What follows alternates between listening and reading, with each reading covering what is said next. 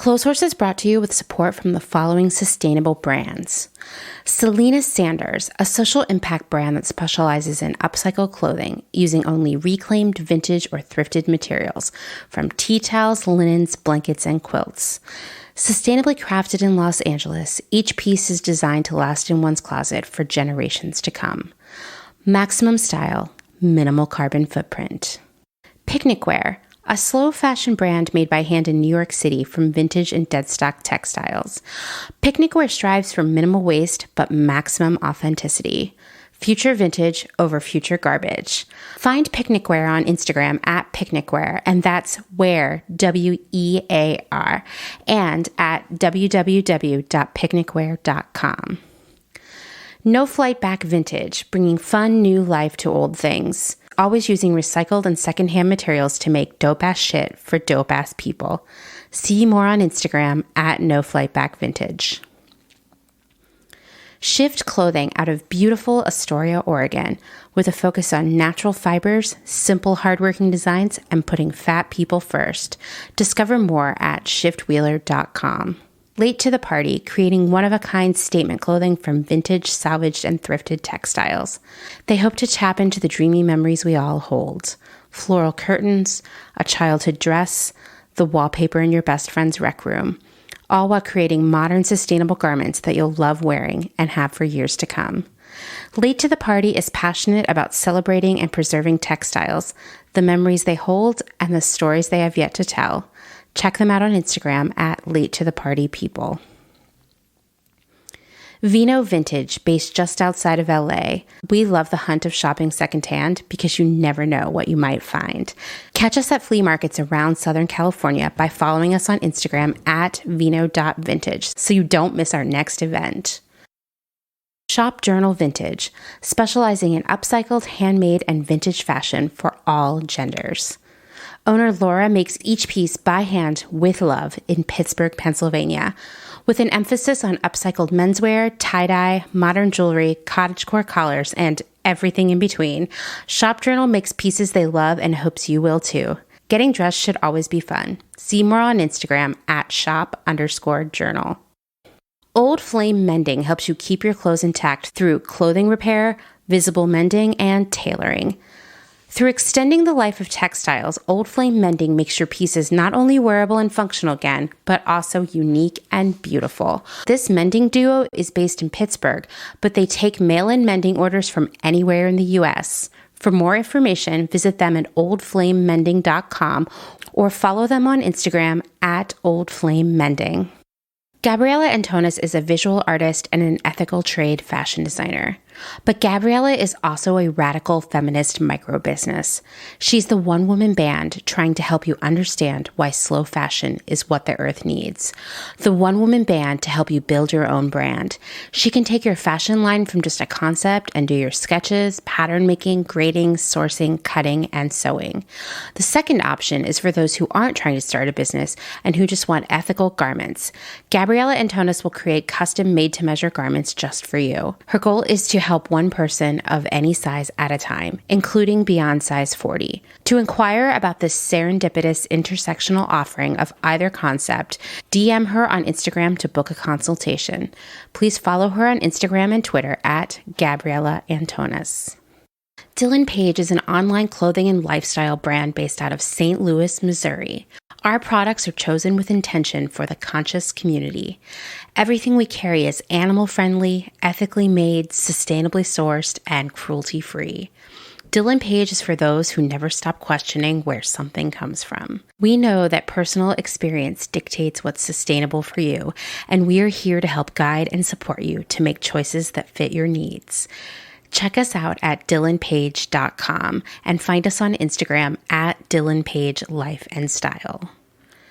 Salt Hats, purveyors of truly sustainable hats, hand-blocked, sewn, and embellished in Detroit, Michigan. Find us on Instagram at Salt Hats. Karen Kinney Studio. Located in Western Massachusetts, Karen specializes in handcrafted earrings from found, upcycled, and repurposed fabrics, as well as other eco-friendly curios, all with a hint of nostalgia, a dollop of whimsy, a dash of color, and 100% fun. Karen is an artist/designer who believes the materials we use matter. See more on Instagram at Karen Kinney Studio or online at www.ckinney.com. Gentle Vibes Vintage. We are purveyors of polyester and psychedelic relics. We encourage experimentation and play not only in your wardrobe, but in your home too. We have thousands of killer vintage pieces ready for their next adventure. See them all on Instagram at Gentle Vibes Vintage. Thumbprint is Detroit's only fair trade marketplace located in the historic Eastern Market. Our small business specializes in products handmade by empowered women in South Africa, making a living wage, creating things they love like hand-painted candles and ceramics. We also carry a curated assortment of sustainable and natural locally made goods. Thumbprint is a great gift destination for both the special people in your life and for yourself. Browse our online store at thumbprintdetroit.com and find us on Instagram at thumbprintdetroit. Blank Cass, or Blanket Coats by Cass, is focused on restoring, renewing, and reviving the history held within vintage and heirloom textiles. By embodying the love, craft, and energy that is original to each vintage textile as I transfer it into a new garment, I hope we can reteach ourselves to care for and mend what we have and make it last. Blank Cass lives on Instagram at blank_Cass, and a website will be launched soon at blankcass.com. Located in Whistler, Canada, Velvet Underground is a velvet jungle full of vintage and secondhand clothing, plants, a vegan cafe, and lots of rad products from other small sustainable businesses. Our mission is to create a brand and community dedicated to promoting self-expression, as well as educating and inspiring a more sustainable and conscious lifestyle, both for the people and the planet. Find us on Instagram at shop_Velvet Underground or online at www.shopvelvetunderground.com. St. Evens is a New York City-based vintage shop that is dedicated to bringing you those special pieces you'll reach for again and again. More than just a store, St. Evens is dedicated to sharing the stories and history behind the garments. 10% of all sales are donated to a different charitable organization each month. For the month of May, St. Evens is supporting Labor Behind the Label, an anti-sweatshop campaign working to improve conditions and empower workers in the global garment industry. New vintage is released every Thursday at wearstevens.com with previews of new pieces and more, brought to you on Instagram at wear_st.evens. That's Wear St. Evens.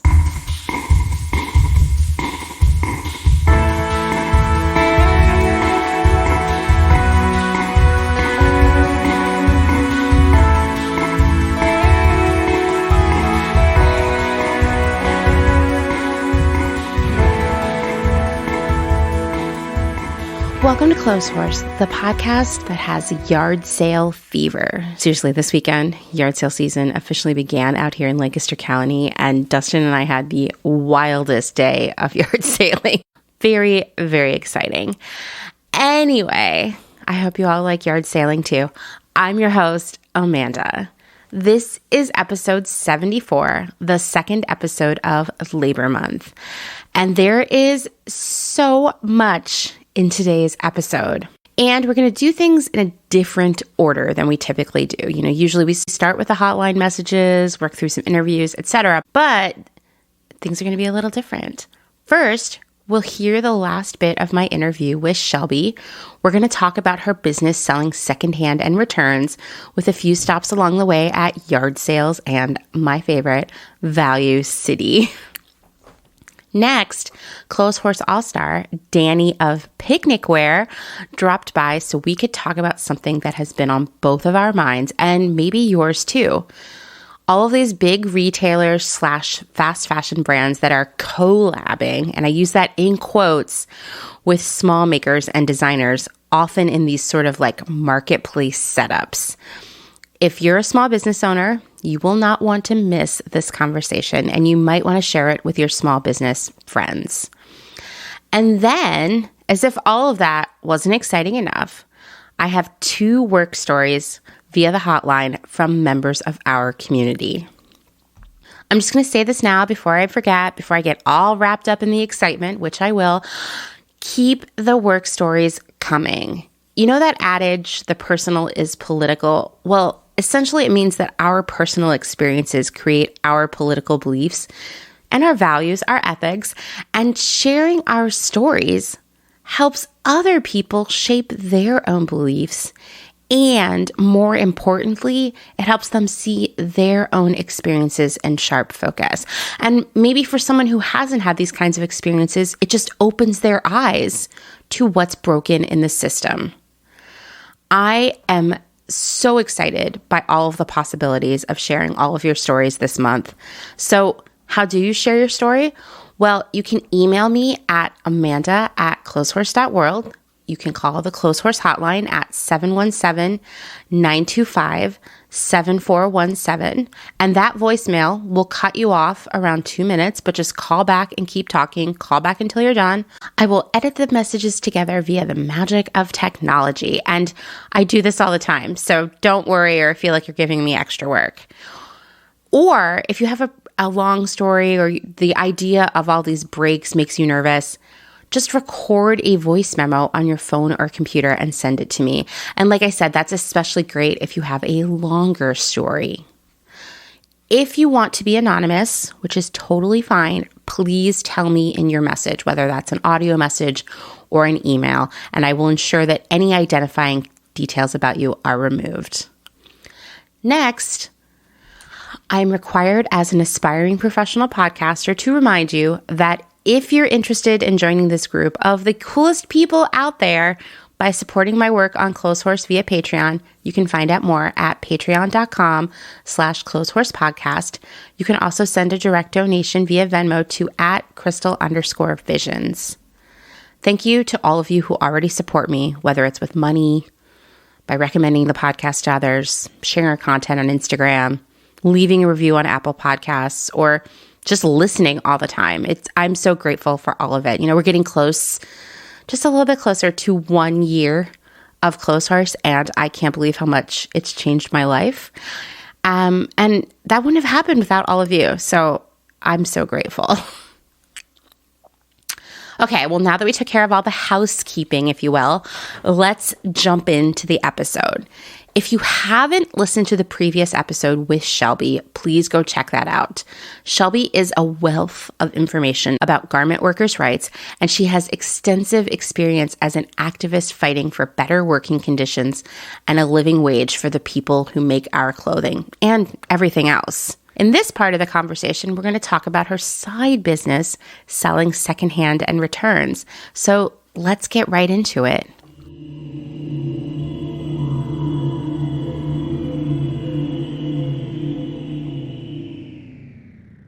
You do something totally different now. You don't work in the tech industry anymore, correct? So I do as my main job. Okay. So I don't work at a tech company. I've worked at a few different tech companies, but I work for a nonprofit here in Pittsburgh. So I have like a main job, but then I have my side business, See Shelby Boutique, where I am a reseller of all different types of garments to try to keep as many of them out of landfills. And I feel like this is like a perfect fit for you, actually. You know what I mean? With your history and with what you know, like when we talk about buying stuff secondhand or, you know, reselling, it's not even just the environmental impact, but that, you know, it's like honoring all the hard work, all the brutal days, all those UTIs that people got to make your clothes. It makes it extra sad when you think about just throwing it away. Yep, exactly. And, you know, one thing that I always remember, and I actually went on the Solidarity and Immersion program as a student as well, like when I was in college at Penn State. And one thing from that trip that I always remember and is kind of speaking to this is, so we were at the border of Haiti and there was a market there, you know, that there was a particular time of the week that Haitians were allowed to cross the border into the Dominican Republic and sell their goods there.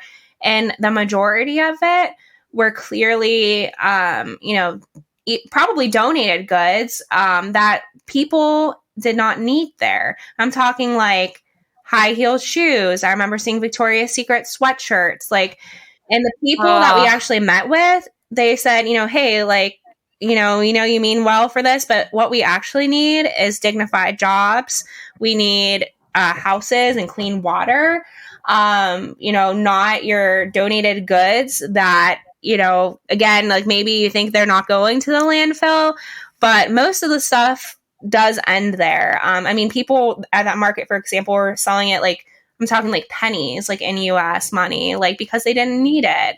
But yeah, like it's disgusting, like you said, to think about after the fact of going through all these abuses people had to make the clothing, then someone wears it a few times and then it actually like just goes to the landfill in most cases. It makes it extra super sad. When you take a step back and think about it, I mean, every time I think about that, like if that doesn't make you want to keep buying secondhand, I don't know what will. But it's like we have to make all of the like energy, both like, figurative energy and actual energy and, all of the resources that have gone into making these clothes. Why wouldn't we wear them until they just disintegrated, right. Yep. Exactly. So, I started learning more about the environmental impact of the fast fashion industry. So, again, I was previously primarily focused on learning about the human costs, which are extremely important, but there's also this environmental side. So, while I didn't necessarily have, the capacity to do like a whole bunch of organizing around these issues, I learned about reselling and how I could go both thrifting, which I absolutely love. I love going to the Goodwill bins and saving items that likely from there, would end up in the landfill and redirect them to people who can actually, provide value or receive value, I guess, from those items and, hopefully extend their life. When did you start reselling? So what's interesting is I actually did a version of reselling actually before I even learned about sweatshops. It's a kind of a roundabout that I made, but yeah, I grew up going to, thrift stores and yard sales with particularly my mom, my grandma growing up. I had a love for it. Love a yard sale. Yep. Yeah. Even then I was just amazed that there were all these valuable items that were at these places that, people are selling for hardly anything. But, it's clear that the likelihood of someone happening to go to that thrift store at that particular time that can find value of it was a lot less likely to happen. Mm-hmm. I didn't really know a lot more about what was going on then, but yeah, I realized that, I came from like a lower middle class family and I had knew I was paying my way through college and stuff like that. So I actually started a little business where there was an indoor flea market in my hometown, Johnstown, Pennsylvania, called Value It. It actually, the building used to be a Value City store, and then I went out of business. Oh my God! With the C and the Y. I have so many memories of going school shopping at Value City. Yeah, me too. Me too. Yeah. Is Value City gone now? I think it might be. I don't know. I think I've seen there's like Value City furniture stores or something like that. But I don't think there's like real value cities anymore. R.I.P. I still love going to Value City with my grandma. Me too. Actually, I'd go with my Grammy, like literally for school shopping every year. Yeah. Anyway, sorry. I just got excited to hear about Value City. So indoor swap meet, not Value City. yeah. So it was Value It. And I had a couple. So ridiculous. I know. I had a couple of little like indoor flea market booths there. I also started selling some things on eBay during that time just to make extra money. But I was doing this a little bit throughout college, and eventually I had moved to the DC area, so I closed my Value It stores. I kept doing eBay a little bit, but I did have a terrible experience with eBay. I no longer sell there, and actually, like, I mean, I can say what happened. I don't want to Yeah, discourage tell us. someone from like using a reselling platform, but they're like my least favorite. If you're going to try it, basically, like I had done that all of these years, and I had graduated college. I was, moving in DC. My mom actually, she has some health issues, and she actually, had to have like an emergency surgery anyways. And so like I had messaged the people who had bought the items I was selling at that time. Like, hey, like these are going to be delayed, a few days to be able to be shipped. And like no one cared. I had like high ratings across the board. And basically, I guess my ship time like fell below some sort of standard eBay had. So they literally banned me for life. Like, what? Yeah. And they were like, you can't even like create a new account, I guess, like, because it's like tied to like your PayPal or something, which is tied to, I don't know, like something specific to your person. And like, yeah, like Dude, even that my is mom, wild. like she has an eBay account. And I guess like for a time, like I still like had her address, or I'm not even sure, something attached to my account that is now like closed. And like eBay support would contact her and saying like, are you really Shelby? Like, like as if I had like maybe like made like a separate account, but it was my mom. Like, you know what I mean? Like it was like intense. Oh my God. I will say, I used to sell stuff on the eBay a lot, not for a very long time, like 10 years or something. But something that Dustin and I have talked about a lot is like early eBay adopters and longtime kind of eBay customers as well, is that we had noticed over time, eBay really to such an extreme level cared less and less about sellers and more about customers. And, like you deal with some scammy, weird people anywhere you sell on the internet. And you like, if you are a seller, you need to know that at least on some level, the platform is going to protect you. Like I feel like Poshmark, for example, does protect their sellers from being scammed by customers, but like eBay doesn't anymore. And the fact that you would be banned because you're not shipping fast enough is like more proof of that. I mean, that is wild to me. Yeah, I remember it clearly because this really affected me, right? Like I didn't know of any other platforms at the time. Like this was something I really loved doing. Like it helped me like make extra money to make ends meet. And I like called the customer service, and this woman, I think she actually felt bad for me, but she like wanted to help me, but she like literally wasn't allowed by eBay. And like something like the time, like during the time that I was having issues shipping in a certain time frame, like didn't have the exact date my mom had the surgery. I told her something very strange like that. She's like, yeah, like, unfortunately I can't do anything at all. And I was like crying on the phone, like to her. Cause like, I was like, but I've like always had good ratings. Like I like, am like a seller like that you should care about and like things like that. And she's like, yeah, I'm really sorry. Like it's for life too. Like, you know what I mean? That is crazy. Yeah. Yeah. Like anyhow. Wow. So I kind of went, I guess, dormant from reselling for a bit. Like I think I had even like done a little bit after that on like Craigslist or like researched a little bit about other platforms, but I didn't really, I was kind of like, I don't know, like bummed out and, really put down from that. I just was shocked. But what happened was my friend told me about Poshmark. She had, this was back in, I guess, 2017 now. So flash forward a few years.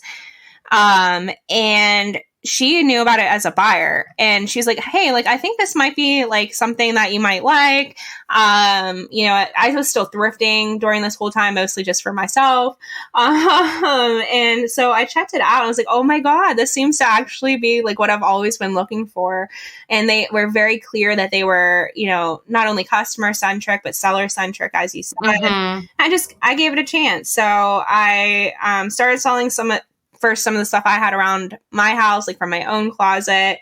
Then, expanding to thrifted items back in November 2017. I loved it. Around the same time. So I also was living at Pittsburgh at this time when I discovered Poshmark, and I discovered the bins, the Goodwill outlet, and I like became obsessed with it. And yeah, I know this has been brought up on your podcast before, but if anyone doesn't know, it's, you can buy things by the pounds in these, like crazy big bins. They're changed like every 15 minutes or something. I always try to explain it to people that it's not for like the faint of heart thrifter. Definitely not. No. I remember the first time I went, I was like shocked. So there's 2 outlets here, and the one is, I think, like way more like intense, and not this one was the one I went to. There's like a yellow line behind where the bins are, and basically when they switch out one of the lanes of the bins, they announce that people have to stand behind the yellow line, and then there was like a bullhorn or whatever like sound when they could go, and then people would like literally rush like to get like the first chance to look at what was on the bins. I was like so taken aback. Yeah, it's pretty. I mean, we actually live really close to some bins here, and you can find treasure there, but it's stressful because there are people who are there like all day, and it's like they have territory, I feel like, and you can't just like jump in and be like, oh, I just wanted to grab that thing real quick. Well, first off, you're not going to just grab something real quick. It's like, you can't just pop in for 5 minutes, you know? It's like it's such a thing. But when you find stuff there, man, I recently got a chair there for $2.99. Just saying. Yeah. Like, I guess conditioned myself to deal with all of the craziness, but yeah, because I would find lots of brand new items, like new with tags, sometimes designer items even, because what's happening here is like, not only is it stuff that didn't sell at the regular like retail Goodwills in the region that's sent there, but there's also sometimes stuff that hasn't been able to be processed yet, you know, because they're either overloaded with items, you know, from donations, or sometimes at the outlets they accept donations themselves. So this is like the first time anyone has looked at it.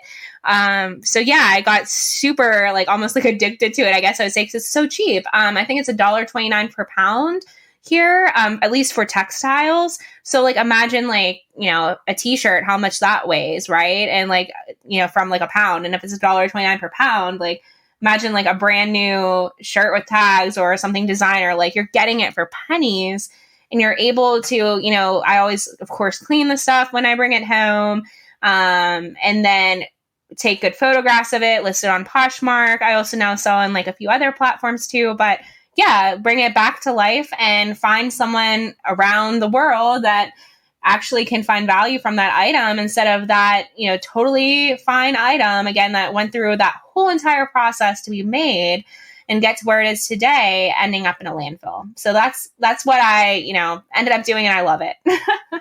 That's amazing. So I know that you also resell returns. Yes. So basically what happened with that is during the early on in the pandemic, you know, I wasn't able to go to thrift stores for a period of time. Like they were closed. And by the way, you know, that was a whole issue. While thrift stores were closed, people were still piling up donations outside. Like it was to the point that they had to like beg people to please not leave your donations here. Like it was getting like soaked in rain. Like they just could not process the stuff. Right? Yeah, I was seeing that here. People were just, because people were at home and they were bored. So they were like, this is a great time to like Marie Kondo my house. And like you would drive by the Goodwill and there would just be like just trash bags and cardboard boxes that were falling apart in the rain, and just like furniture that people just abandoned there. It was so upsetting. Yeah. And it was to the point that when they did reopen, they had so much of a backlog that, at least in my local Goodwill, they started doing these warehouse sales where I could actually buy pallets of unprocessed stuff. Whoa, that's wild. It's like your own personal bins. Exactly. So I was so like in my element during that time. Like my boyfriend, like probably appreciate that I was taking up the entire basement with like trash bags of random stuff, but you know, it is what it is. Right. Anyhow, so back to the return. So during that time though, that the thrift stores weren't open, I was like, where am I going to get, you know, my inventory from? So I started doing some research, and I really didn't know before about the whole returns situation from retailers. Like I did not know that the majority of things that are returned by people, like you think, right, that they're going to go out on the floor again. Like if there's nothing wrong with it anyhow, like, you know, just didn't fit you or something like that, you think like, oh, it'll be resold to another person like me. But a lot of the case, that's not what happens, I learned. Mm-hmm. And especially stuff that's damaged does not, right? And a lot of that stuff actually ends up, a disturbing amount gets either destroyed, like it's totally fine still, but it costs more to the company, like the brand, to actually try to move it further to someone else that can utilize it than to destroy it. So they just do that. Like, it's crazy. But if it doesn't, in the best case, it might be recycled. But usually it's to the landfill. So totally fine stuff. Upsetting. Just getting destroyed or landfilled. Like, and I was like, what? This is insane. So I just continued to do some more research during this time. I had a lot of extra free time, outside of my regular job.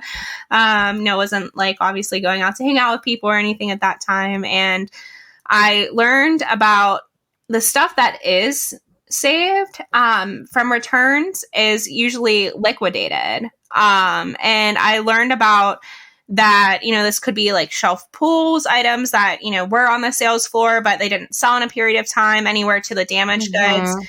And I found some companies that, seemed to be, trusted and vetted, that were purchasing these items directly from the brands and like huge amounts and in pallets. And then I was able to purchase those items after they were vetted by the companies for myself, for my reselling business, and, get those delivered to my door. So that has been a second sourcing area for me ever since.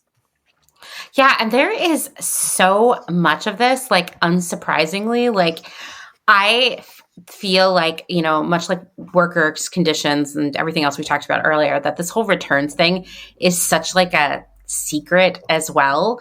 And when I found out about it, I was very, very bummed out. I mean, I have to also say that I have worked in this industry my whole adult life, and I didn't know what was happening to returns. That's how like top secret all of this is. I definitely did not know that most of these returns were being trashed, because I would have stopped my returnaholicism a long time ago. Yeah. I would, like a lot of people, order 10 things, get that free shipping or whatever, have it come, keep one, and send it back. The likelihood that another person wore any of those things ever again after I returned it is so slim. It makes me so sad. It's exciting to me that there is this entire industry developing where people are buying this stuff and, it's going to have a chance to be worn. Like, that is amazing to me, but it sounds like it could be kind of risky because you don't necessarily know what you're going to get, right? Right. So the way I do it, for the price point that I buy stuff at, I don't get like a roster or manifest or something of what's in it. I think there are some, companies that sell things that have that, but even so, like, you don't know what it actually will be till you see it in person. And, right. But yeah, so it's definitely a gamble. I have received some pallets that, like, I was shocked by, the high quality that was in there, like tons of designer items and in great condition, lots of new with tags, brands that were actually, really popular at the time, to receiving large proportions of what I guess, like, I don't know, maybe what it might be. I assume they might be samples, but it was like basically like the stuff was new. It had like a tag on it, but like they had no sizes on it. And sometimes like there would be like a tag on the inside, but it wasn't a regular tag. It'd be like someone wrote in pen, like some basic information about the garment on it. Like, it was really weird. Yeah, that would definitely be samples. And I mean, I cannot emphasize enough the scale at which these samples accumulate in a buying office. My most recent job was on a large buying campus of multiple brands. And once a month, they had a truck come around from building to building, and all the assistant buyers would just stack up boxes, like 50 boxes of all the samples from previous months that they didn't need anymore. And so it would be multiple samples of the same thing, maybe in different sizes or different iterations, or maybe one was used for the photo shoot, that kind of thing.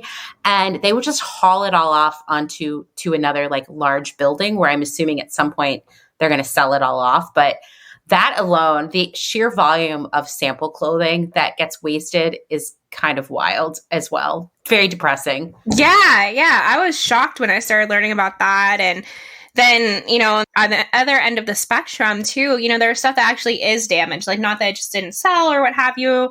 But what happens is stuff where like the zippers broke or like, during the retail experience, maybe it got like a little like smudge on it or a tiny hole or whatever the case might be. Yes, it's risky, but I have been buying Clotheshorse, usually a mixture, of that spectrum. But that kind of brings me to how I found Old Flame Mending, who introduced me to you.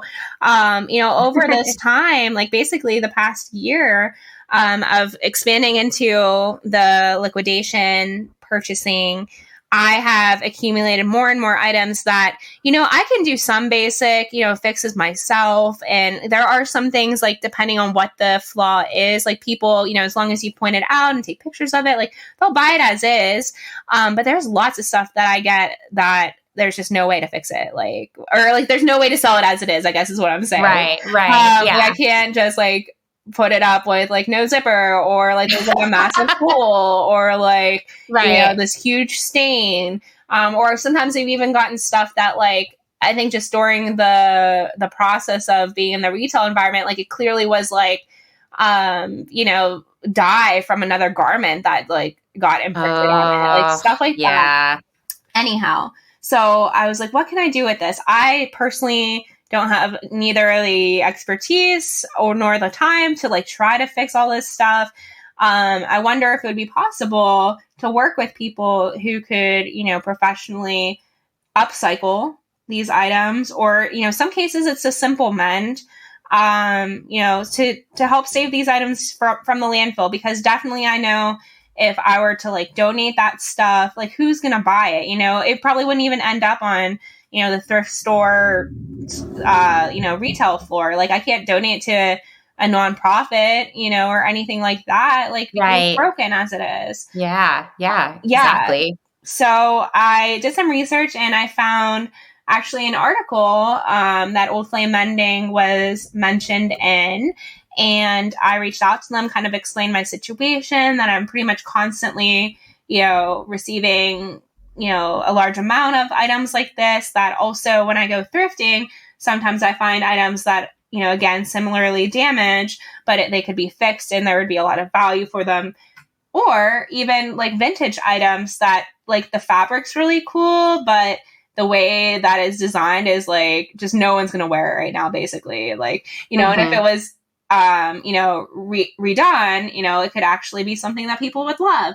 So I started working with them, and actually just yesterday I like posted my first batch of what I'm calling the Revitalized collection that I am doing with partnering with Old Flame Mending. That's amazing. But yeah, you can check it out. My Instagram and my Poshmark handle where they're listed are both SEASHELBYBTQ, like boutique is abbreviated.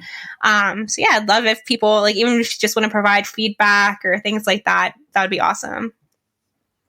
I can't wait to go check it out. I think it's so cool. Also, I love that that's how you found one another. I know. It's like such a small world. Yeah, I love that. I was wondering, I was like, oh, maybe everyone in Pittsburgh just knows each other. No. I found an article and then looked up their Instagram and messaged them on there, and then, just met up and, it worked out. Yeah, that's amazing. I love that.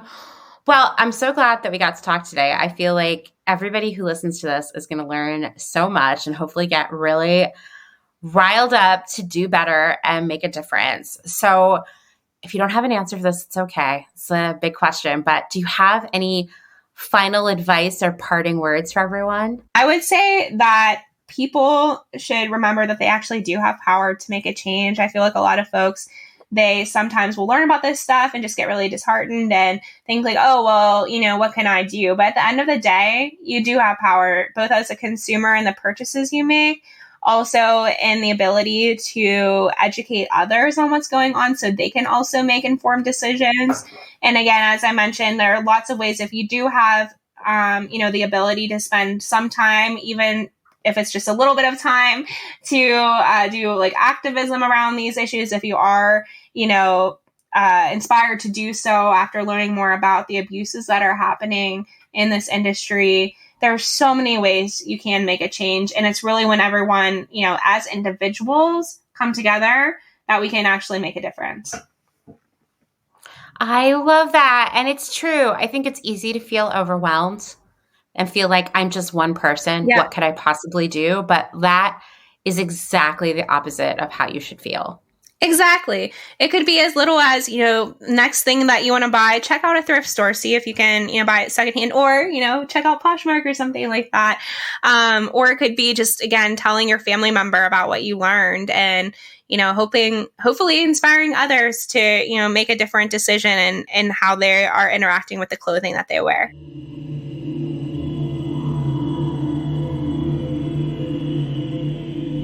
Thank you again, Shelby, for talking to me literally for hours. I'm so grateful for it. And I'm sure everyone who has listened was so excited to hear your stories and thoughts, because I know I was. If you're missing Shelby already, go check her out on Instagram at CShelbyBTQ. You can find her on Poshmark with the same username.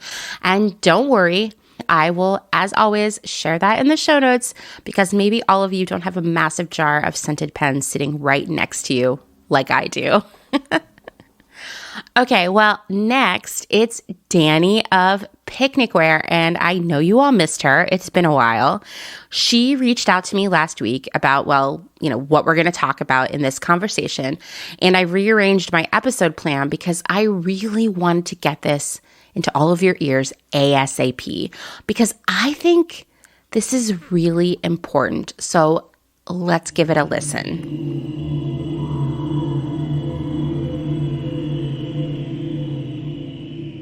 All right. Well, I have a very special return guest, someone who you all know very well, but who I actually think hasn't been on the show in a while, which is crazy. Dani, do you want to remind everyone who you are?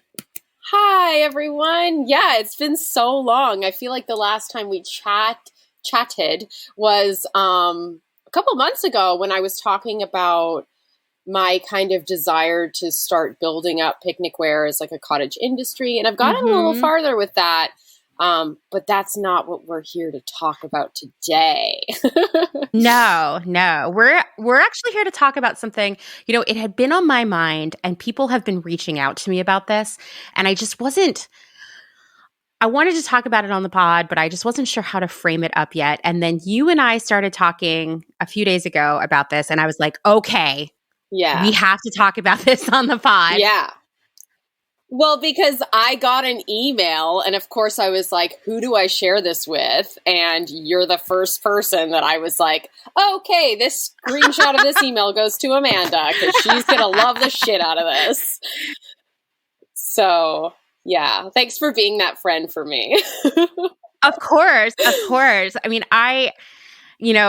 we're going to talk about it in a second, but I definitely have been seeing this coming up more and more. And I think I haven't even said what it is yet, but I think it's because big retailers and big brands are getting hip to what we're doing on the internet. You know what I mean? 100%. That is a perfect segue because I think that so what Amanda is gesturing at is this whole concept of these larger brands, these household name brands, reaching out to smaller, independent designers, makers, upcyclers, whatever, and asking them to collaborate or collab. I feel like everyone says collab, but that always sounds weird to me. I always say collab, but who cares? It doesn't fucking matter. But that is the noun that is being used in these conversations. And I feel like, spoiler already, it's a disingenuous use of that term because it implies some sort of partnership that isn't really there. And that's what's so disappointing because what is it that we all need right now? A little bit of fucking real collaboration. Like we all do need to hold hands and like like get the work done together. So the fact that this word is getting thrown around in so many different ways, it's like brands is one thing, but then this whole influencer thing too. Like if I could like count the number of DMs I get from people wanting to collaborate, meaning send me free shit. And half the time, like, they have no idea anything about your brand. So it's like, how is this a collaboration if you don't actually support what I'm doing? You don't know what I'm doing. You don't know that each of my items is one of a kind. And it would actually cost me quite a bit of money to just like send you something for free. And also I can't keep up with production. So anyways, I'm going on a tangent. That's not what this is about. No, but I hear you because I don't even have anything to sell. And I get these collab messages all the time now too. Say. People who want to collab with me on the podcast. And then I'm like, great. Like, have you listened to it? Right. And then they're like, no. And I'm like, well, then you don't even know. You know that you can call the hotline. Yes. Just call the hotline and you're collaborating. Right? I'm like really open to true actual collaboration. But if you like don't know who I am and you just want promotion, like are you kidding me? You must not even be following me on Instagram for that long because you know that I am full of crazy idealistic beliefs. Right, exactly. Do you want your name associated with me? You might not, Just kidding, of course. I mean, I certainly do. That's why I should be calling you more often. You should. You got to call. I mean, we've had a lot of your work stories here on the pod already, but like I'm just saying, maybe you have some other ones. Oh, I've got plenty. I don't want people to get sick of my voice. And I'm so excited by all the new voices I get to hear that I'm like, no one needs to hear from me. I mean, we always need to hear from you, but I am so excited by all the every time I get a new voicemail from someone I've never met or know from like social media, I'm like, oh my God, it's another person to know. It's so exciting. Anyway, this is turning into a love fest, but really what we want to do is do some hard hitting news. So anyway. Okay. So collaborations with brands, that's what we're talking about specifically. I'm just going to cut to the chase and say like, we should all really tread lightly. And like, of course, it's so exciting when you get a DM or an email in your inbox and it's from this like really noteworthy brand and they want you and you're like, holy crap, like this is insane. I've been discovered, like whatever your reaction may be. But I just think we need to stop, pause, ask ourselves a few questions. And text Amanda and acknowledge whether, I mean, when I texted you, I had fully acknowledged in the latter situation. It was more to be like, is mama proud? I was very proud of the way I reacted. You nailed it. You nailed it. Just the right amount of sugar and spice. Yes, exactly. But before this situation that I'm alluding to with this email I showed Amanda, I had another situation that I'm not quite so proud of because I feel like I got sucked into something and I'm not proud because I feel like I have the experience and I have other friends' experiences that should have led me to make a better decision from the get-go and not waste literally months of time before I realized it was not the right move for me. Right. So basically, I got contacted in December by this huge brand, this like literally like over a century old brand. So I was like pretty shook when I saw this email and they wanted to collaborate with me. And I was like, oh my God, Dani, you have to make this work. Like you are a brand new brand. It's a pandemic. You can barely keep up with the production on your own platform, but hey, let's try and like create a whole production run for this huge brand. You can do that. Obviously insane. So we emailed back and forth for quite some time. In a way, I kind of feel like because I've been in the industry for a long time, like, and I know all the jargon and the language, like maybe I did kind of misrepresent myself in a way and make it seem like I knew what I was talking about more than I did. Like, I'm not even kidding because I like, I know all the terminology. So like maybe they thought like, oh, she's got this, even though I said I've never done anything like this before. I'm going to need some hand holding. So, you know, I think the responsibility goes on both sides a little bit. And at the end of the day, they're a massive corporation. I was pretty clear about the fact that I'm like a one-person run business. Right. So they should have been, you know, holding my hand like I asked them to. Exactly. So, I agree on that. Yeah. So we went back and forth for a while. I told them what it would cost for me to do. So basically they wanted me to use their vintage fabrication in creating some hats. And it was like, to them, a tiny, tiny run. It was like 40 units. Mm-hmm. To me, that's huge. Yeah. I mean, if anyone who follows me like knows that like when I do a run of hats, it's like between 10 to 15. And that's like busting my ass to get them done in a month. So like 40 is a big jump. So I told them what it would cost. Because I wasn't going to sew them myself with 40 units. I couldn't do that. So I was going to have to, you know, work with some sewists. I live in New York City. Mm-hmm. I pay above minimum wage. Mm-hmm. And for my sewist based in New York. And so I told them what it would cost. And that was obviously padding a little bit in there for me as well. Because of course I need to be paid. Like that shouldn't be a surprise that I would need to be paid for this. Right. Not to mention, by the end of this, like, let's give away the ending. No hats were made. But I certainly spent a ton of time on this. Didn't get paid for any of it, of course. So anyways, I told them the price and they said, ooh, I don't know if this is going to be workable. We need it to be this, which was about half of the price. Of course. I mean, dude, as the buyer, as a professional buyer, I'm on the other side of this. Like, yeah, I saw this coming. Yeah. So I, you know, took a beat, and I was just like, yeah, I'm still going to do it. I'm not going to get paid anything. I'm going to lose money, but I am going to get a new crop of eyes on my brand, a different, you know, like maybe it's a different consumer set that haven't been seeing my stuff. And it's just like, it's, you know, this fucking brand, which I'm not saying, but like it to me was like, whoa, you know? I mean, I know who the brand is, and this is fucking major. Yeah, it's cool. It's cool. Yeah. And someone who's obsessed with vintage like me, like it was a big deal. Very big deal. So anyways, I was like, okay, I'll do it.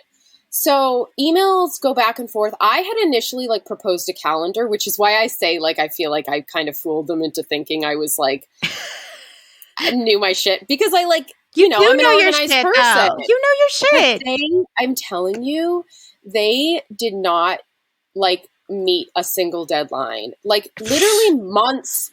Like this dragged out for months. Like she didn't know where the fabric was, how it was getting sent to me. She thought I had already received it. I hadn't received anything.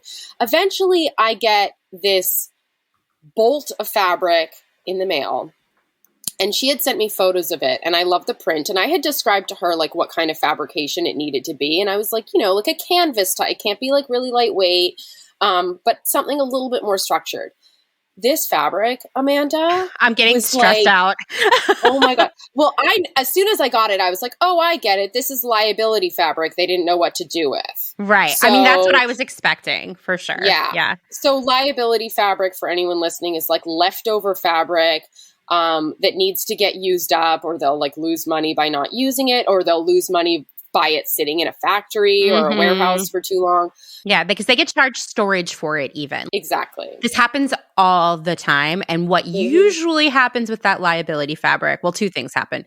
Either someone turns it, like you order something that you're not even excited about, that you barely put any work into just to use it up and know that it's going to go on sale. Or you're just like, we're going to eat it, let the factory destroy it, which means like, you know, burning it. Yeah. Or we're going to send it to a small upcycler independent maker, pawn it off on her, and see if she can make some hats out of it. God. Anyways, it was this like really, really coarse upholstery fabric. Like I can't even describe it. Like I'll send you a picture of it after. It's crazy thick. The woman had never seen it before. I knew that was coming. Photos of it too. God. So I tried to sew it on my machine, broke some needles. I was like, at this point, I was pretty livid because this had been going on for so long. And not to mention, at the same time, she finally sent all the paperwork to me.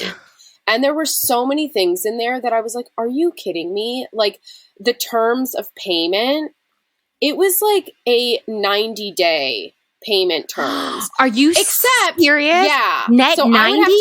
Oh my God. So I would have to pay all my SOAS out of pocket and wait 90 days to get paid back for it. That is bullshit. And that is, I just want to say to everyone who's listening, that is not the standard. No, it's not at all. And I actually didn't know that at first. I was like, is this normal? But I did ask around a few people and they're like, that's not normal.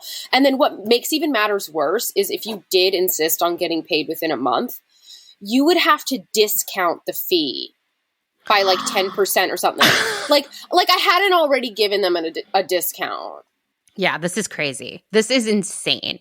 I am And then outraged. there were also things because like I had asked actually early on because since like January 1st of this year, because of Brexit, there's like this new VAT, like value added tax for importing goods into the UK. And I had no idea whether like I would be responsible for that. And they didn't really, she was like kind of confused by the question because I don't know if I phrased it right because I've never worked with that. Right. So, but in this, it was like, that was part of it too. I was going to have to like pay the VAT.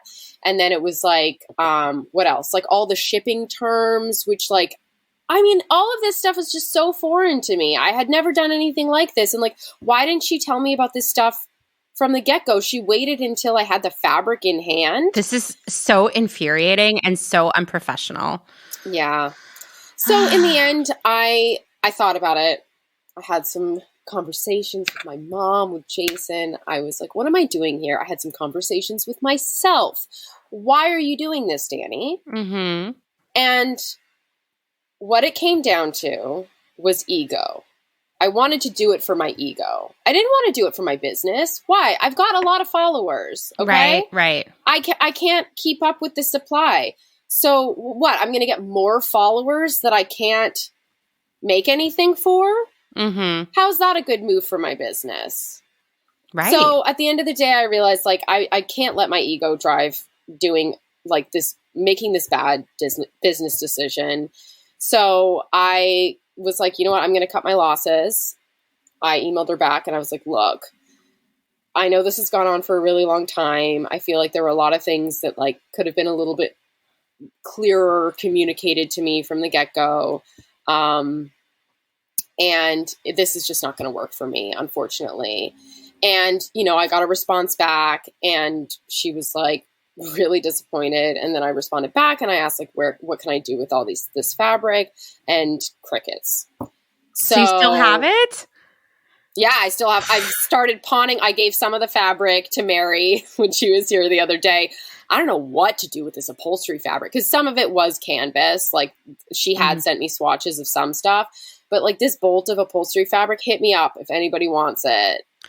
Because I don't know what to do with it. And it's a big bolt. I think it's probably like 10 meters. I can't remember exactly. But anyways, so that was, at first I felt like really disappointed in myself. But then I was like, they lost nothing. Correct. They lost nothing. I lost everything here. I lost all my time. Like this person was still getting paid by her company for all the time she spent back and forth with me. You know, like they pawned off this liability fabric on me that clearly they don't want back because they didn't respond to my email. So I felt disappointed with myself in the end, but that's why I thought I would bring this conversation to you because I feel like with my experience and I still got sucked into it. And I don't want that to happen to others. And I think that everyone should really like think things through. If someone's not giving you all the information you need from the get-go, question why. And then, so this all came up with you because I got an email from another brand that like immediately when I saw it in my inbox, I was like, nope, didn't really take much. But they told me that they were starting a new eco-conscious community marketplace. And would I like to be involved? And my response was literally, No, thank you. Not, just no, thank you. Best. Have a great weekend, Dani. And then they got back to me and were like, oh, can I ask why? And this is where like the proud mama comment comes in, where I thought you'd be really proud, was because I pretty gently, I was very kind, because I know that the person on the receiving end is not the massive corporation. They are an employee. And they were working on the weekend. I just want to add that when you sent me the This screenshots, was I was Saturday like, at noon. yeah, that's shitty, because it's a company we know, and we know that those people work 7 days a week. Yeah. And it's really stressful. Like, I'll just say that. Yeah. Yeah. So that's why I was like, I need to be careful, because like, I don't want to offend this person. So I was very clear, like, hey, this is by no means offense to you, but I just think that your brand creating a new eco-conscious community marketplace seems like some pretty blatant greenwashing to me, and not something that I want my brand associated with. And then there was some like emails back that I was just like, oh, I'm not going to even, I've said all I need to say. Yeah. You didn't need to say more, but I will. No. And just for some background, this is a pretty huge fast fashion company. It is a company that is on the list of brands who have refused to pay up. It is a brand who has really no sustainability practices whatsoever. No. Even the fact that they're trying to do this greenwashing is really surprising to me, because they've never made any attempt to remotely do anything ethical or sustainable. Right. So this seems to be them saying, like, and something I've been talking about a lot on Instagram and on the podcast, like, companies are like, oh shit, like, sustainability is a hot trend. Like, we need to get in on it. Rather than changing what we do, our practices, let's just create these marketplaces. Yeah, where, right on the coattails of all these small makers who are struggling to do the right thing. Right. And there's no struggle for them in this situation. No. Nothing. There's no lose. It's all wins for them. There's such small units to them that even if the product didn't sell, it'd be a drop in the bucket. It wouldn't matter. But for the maker, it would matter a hell of a lot. Yeah. It's a very uneven, unfair relationship. Like, that's why when I, like, in the beginning, when I was like, I wouldn't call it a collaboration, because there's no partnership. It's kind of like, I bet you need some money. How about you help me out here by, like, letting me buy your stuff? And well, let's talk about, why you turned that offer down as well, because this is something that is coming up a lot on social media. I'm seeing it a lot. I'm seeing brands that I would consider to be like your size saying yes. And I understand why. Like, this is a judgment-free zone. If I were in Dani's position, it would have been a very difficult decision for me to make.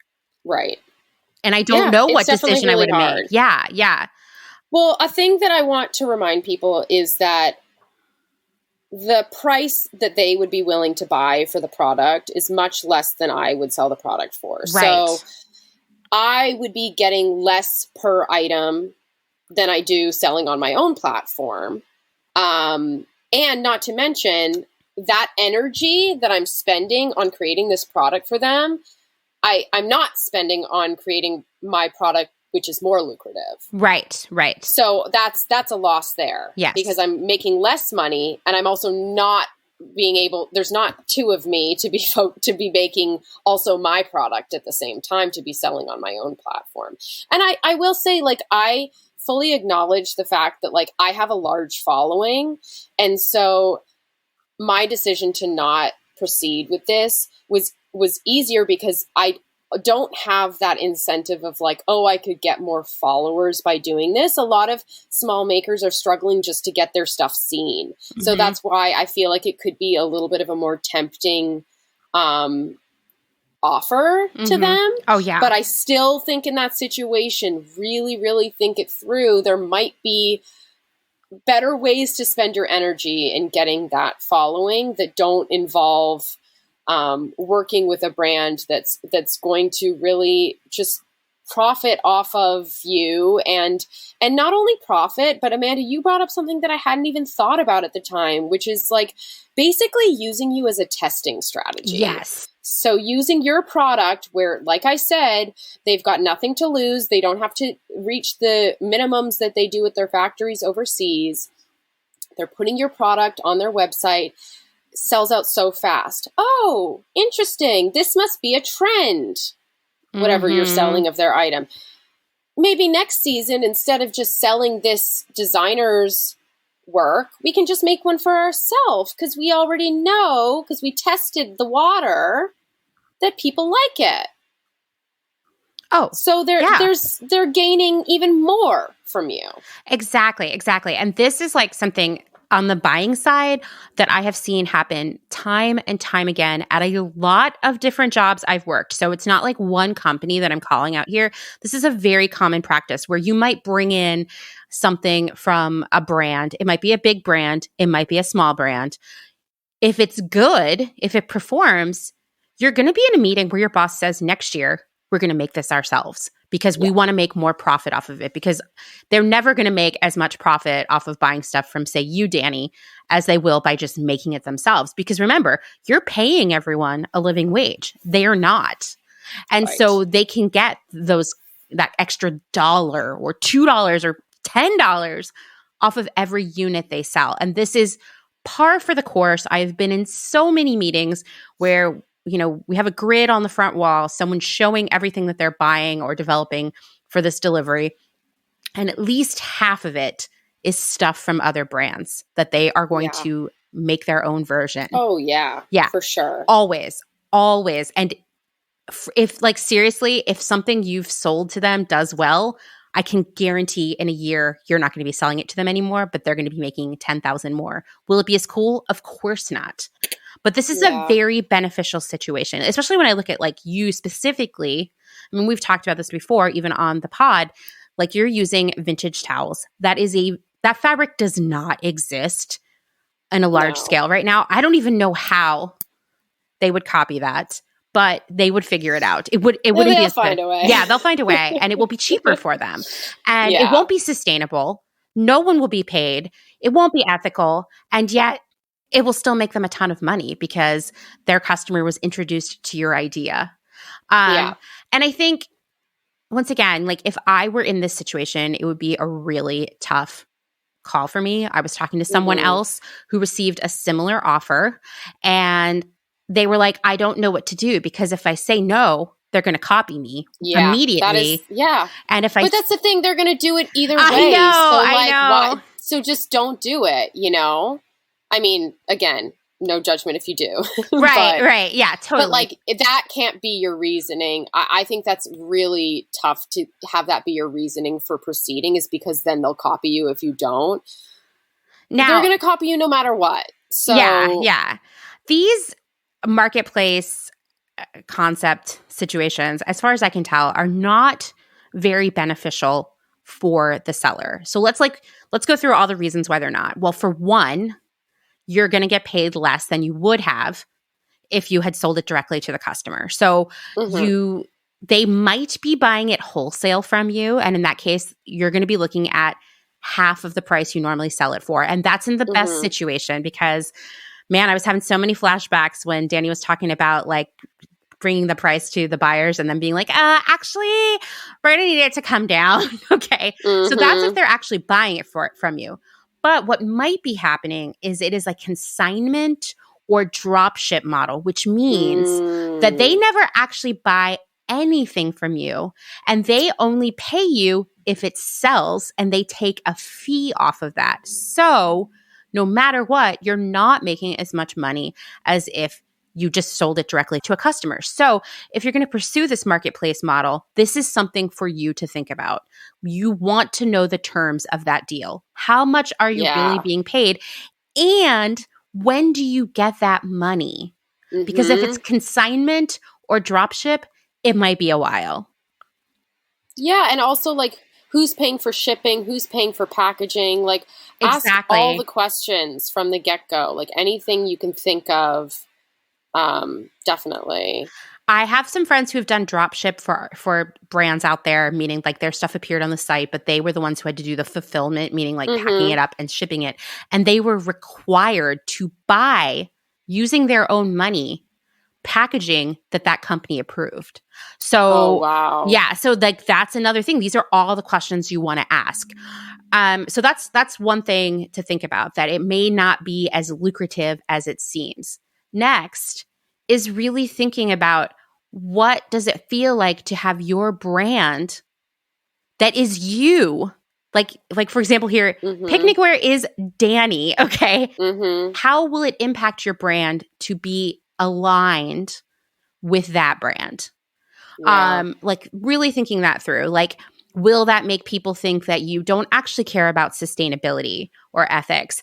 Will it make them feel like you're down with greenwashing? Think about it. Like they're using you to greenwash what they really do. And once again, like these decisions are so hard. It's like something I struggle with all the time, where I'm like, man, it'd be really cool if I could get some of that like advertising money from Squarespace or something, to pay my bills. Right. So I understand that, and there's no wrong or right decision there, but it's just something you want to think about, what that impact will be, because ostensibly the reason you're supposed to want to do this is because it's going to get you brand exposure. Right. Speaking of collaboration, if this is a marketplace or what have you, that you've seen other small makers actually featured on, is maybe reach out to them and ask them what their experience was like. Yeah. In a lot of situations, that's just like a one-person run business, and they might be willing to tell you like it was a positive experience. I wish I had known this before. So that I recommend trying out. And by the way, I decided to talk about this on your podcast because I was in a Clubhouse room and it came up, and some people were like, a lot of other small makers should hear this. And one person had a really amazing recommendation for these big brands that would actually benefit the small makers. Is like, what if these brands, instead of coming at you with this kind of arrangement, which clearly can be really, really hard on a small designer, what if they actually said, like, we want to offer you a grant, and all we ask is that you like maybe mention like sponsored by, or like thanks to, like a couple in feed posts where you mention this brand that gave you a grant. That I might consider. I mean, maybe not with specific brands, like if I really, don't agree with them, but with some brands that would actually be helpful for my business. And I think it would look really rad, give the clout that they're looking for to these bigger brands. I thought that was pretty genius. I agree. So if you work for a big brand and you're listening, maybe think about proposing this as an idea, because I could definitely use a little bit of cash. And depending on the brand, I might be willing to take it. I don't want to take my money from assholes as well as not give my money to assholes. Right. But I mean, like your definition of who's an asshole is going to vary from person to person. Totally. And depending on the size of that grant, you might see the long-term benefits of that for your business and like changing the world. And in that case, that would make sense. Like that's not an easy answer either for everyone. Or I would also say, like, listen, if they love your product so much, how about we turn this into a mutually beneficial situation? Because them letting you sell your stuff on their marketplace is barely beneficial to you, but massively beneficial to them, right?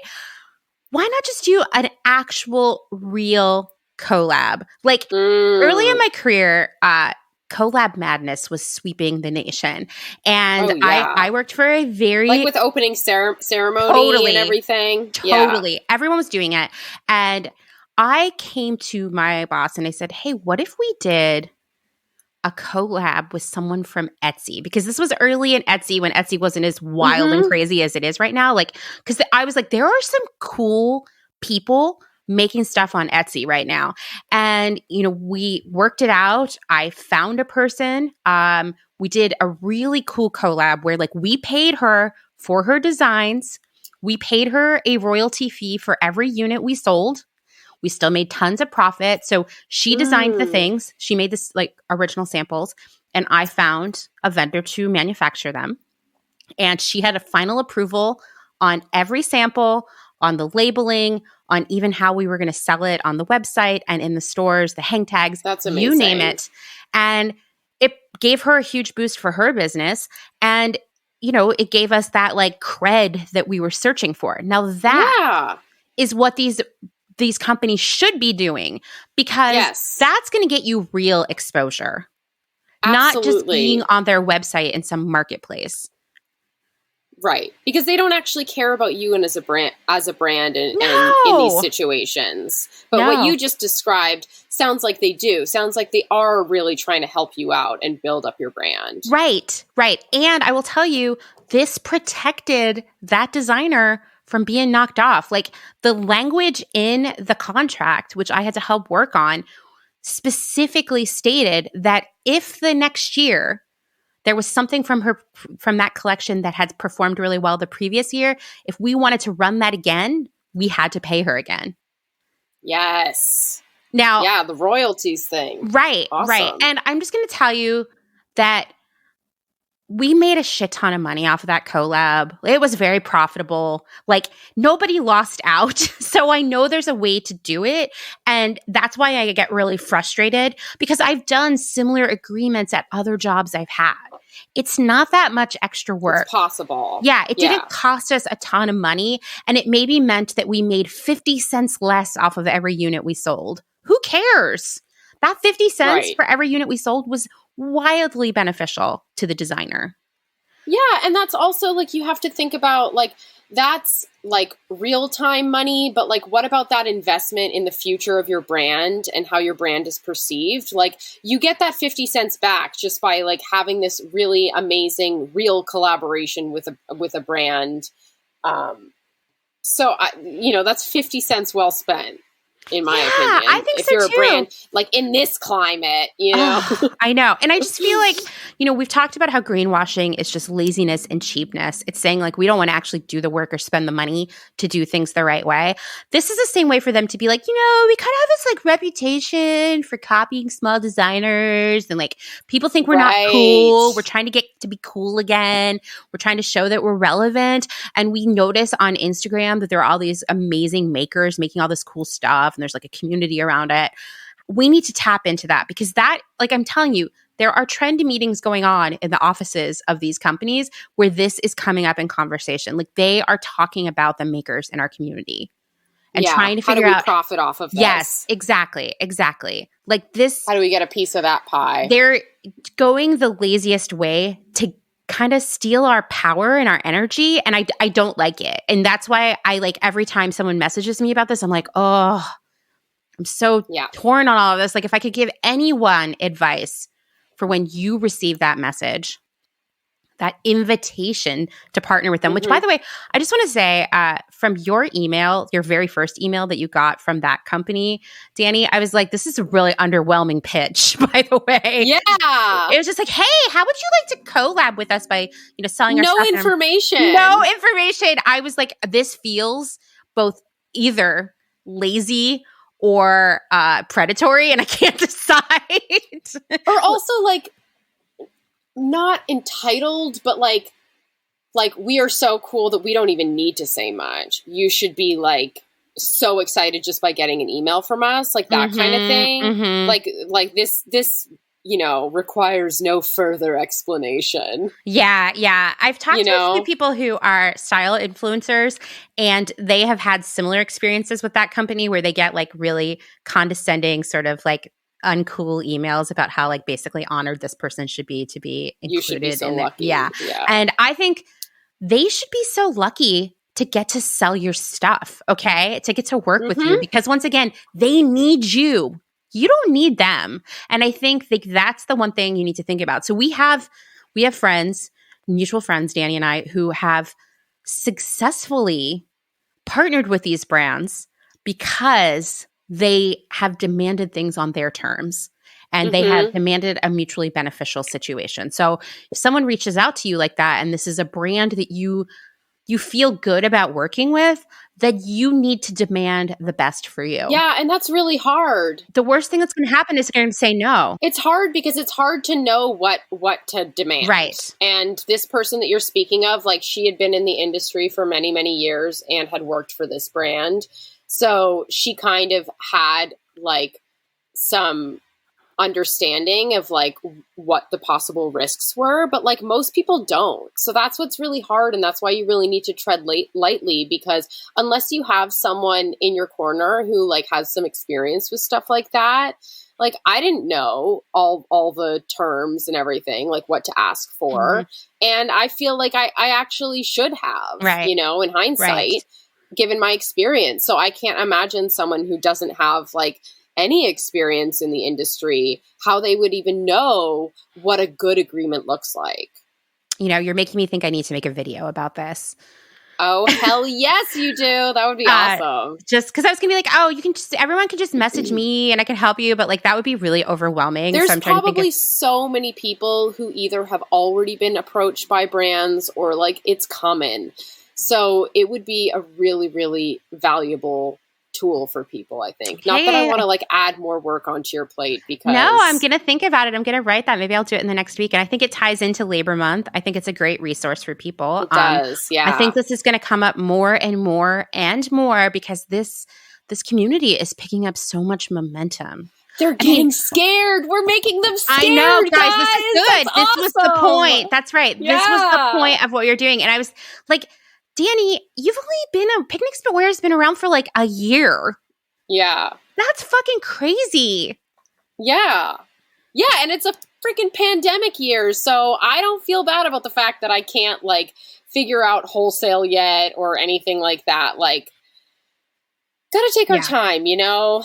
Like, hustle culture, you know, is naturally embedded in me. And it makes me feel like I need to be like, you know, 10 steps ahead of where I am at any point in time. But like, it's okay. It's okay. We got to chill out. And it's also like, what's tough is that the consumer, including you, including me, as much as we want to not believe it, we have been influenced and ingrained into like wanting to see development and newness really, really rapidly.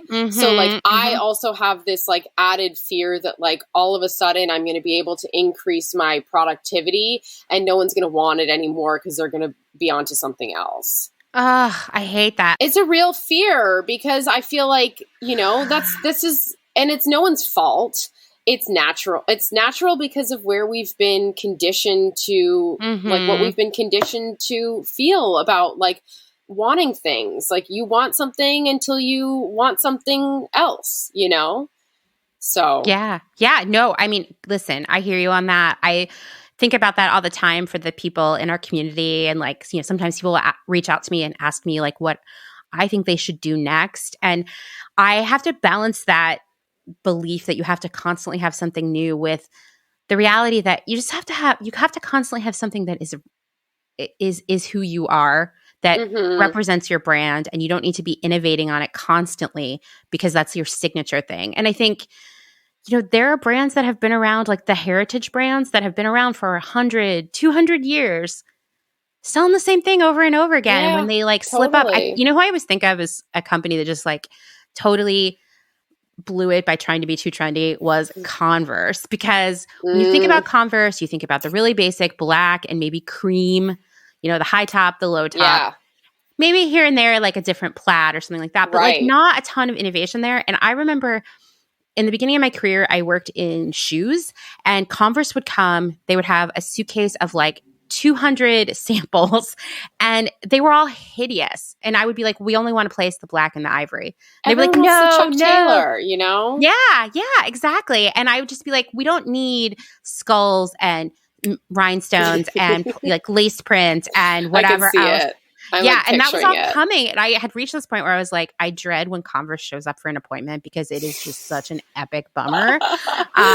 Like just if they had just been making their classics, I think that their brand would have stayed cooler for even longer and they probably would have made more money. And so I think that's a really good example for all of you who are out there being makers. Like, don't do what Converse did. Yeah. Actually, that speaks for a lot of brands, actually. I mean, a similar thing, I was freelancing with Kate Spade prior to the pandemic, and I was in the sweaters team. It was super fun because it was all like 60s inspired stuff. But at the end of the day, like, what do people want from Kate Spade? They want handbags because that's what they're known for. And they were trying to do this whole line of apparel. And honestly, a lot of it was like really, really cute. Granted, I don't really know what they ended up placing orders on in the end. I just know from like in the design world, like what I saw were like super, super cute. And they ended up closing their apparel division entirely, which is really sad. And like a lot of friends or coworkers I had there were out of work after that. But like, there's something to be said for like focusing on what you're really good at and not trying to do everything.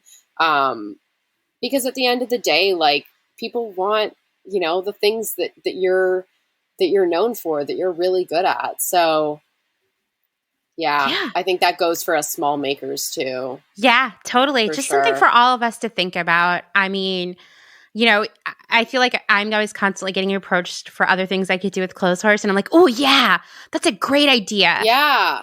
We should have and then I'm like, wait a minute. Like, no. Right. And I have people coming to me and being like, oh, you should make this out of towels and this and this and this. And I'm like, I have to really focus on like what, like, in order to have a sustainable business, I can't just be making like 100 different one-of-a-kind products. Like that's why I've got like my programs worked out and maybe I'll introduce something new. But like, you know, anyways, I feel like we're going on to a whole other thing now, which like could happen like just all day. I know, seriously. And you know, we're recording this on my thrifting day. Yes, you told me. I'm like, I am not getting between anyone in their designated thrifting days. It's my one day a week. I'm always like, oh, Thursday's my day off. It's really not. Just spoiler for everyone. I always work like 6 hours on Thursday, but that's like a light workload for all the stuff I have going on. Don't worry, guys. I'm totally fine. You know, I had this moment yesterday where I was hanging out laundry and I was like, working on Clotheshorse energizes me and makes me happy in a way that no other work I've ever done has. And yes, sometimes I'm tired, but like it doesn't feel like work. It just feels like I get to explore. I get to learn and explore stuff and exercise my brain and be creative and meet people. And like, doesn't that sound like paradise? You've literally created your dream job. I mean, your dream job probably would pay you a little bit more, but you've created, you know, like you're willing to invest the time and energy into figuring that out with Clotheshorse because you're so passionate about it. And that's exactly how I feel about Picnicware too. Like I'm, you know, not really like, I need to, you know, figure stuff out a little bit more in the financial front, but like, I know that I'm headed in the right direction. It's the first year in business. It's always a little rocky in terms of finances in the beginning, but I am so passionate about it that like, I'm not looking elsewhere for other, you know, forms of income, and I'm in it, you know? Yeah, that's how I feel too. You know what? Like, yeah, of course, ideally this would pay me more money, but I haven't even been making Clotheshorse for a year and I've already made some like massive progress. And I don't know about you, but I think back to when I got furloughed from my job. I was telling Dustin about this, how every day I would experience two huge, overwhelming waves of emotion. The first one was the anxiety about permanently losing my job and what that would do for us financially. And I would fret about that and hope that I would be brought back to work. And then just as rapidly that would dissipate and the next wave would come and it would be like, oh my God, I don't want to go back to that job. Yeah. What if I have to go back to that job? I hate that job so much. That job for sure gives me diarrhea, literally. And like, anxiety poops, the worst. Yeah, so many anxiety poops. And I was like, every day, just like it would affect my ability to be productive. And then I started working on Clotheshorse and I was like, oh my God, I have this like other outlet that like pushes those waves away and lets me like really focus on myself. And I think about like all the hard work you've put into Picnicware and how important it is to you. And you wouldn't want to jeopardize that by picking the wrong partners, you know? Right. Yeah, absolutely. So I just, anyway, I'm glad we had this conversation because I'm totally going to make a video. It's probably going to take a week. Videos are like really time consuming. Yeah. Because it's like audio, but with video on it. I know. So then I'm like, okay, how's the lighting? What's my face look like? I'm like, I like to do them outside, and there's all these roosters. There's roosters everywhere out here, guys. I feel like that's very on brand for Clotheshorse, though. I think it is, I'd be too. into hearing some roosters in the background. Somehow we're like an agricultural podcast, too. But anyway, I'm so glad that we took the time to talk about this, Dani. I think this is so important, and I'm excited for people to hear this.